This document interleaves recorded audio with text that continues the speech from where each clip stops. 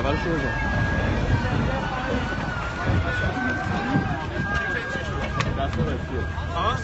دست مهدیه.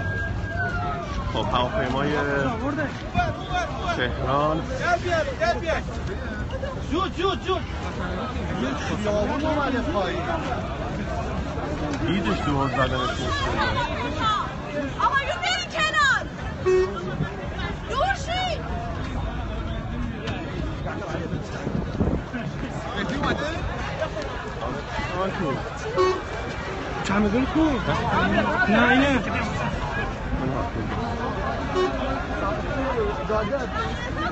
علی بیا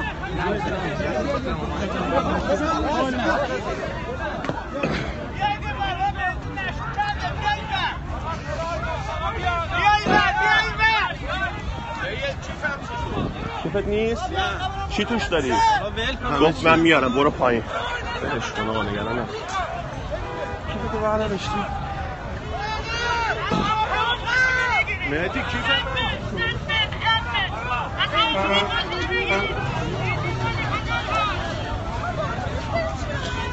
بنزین داره میره واسه. مهدی خبرشون رو سریع اعلام کنید.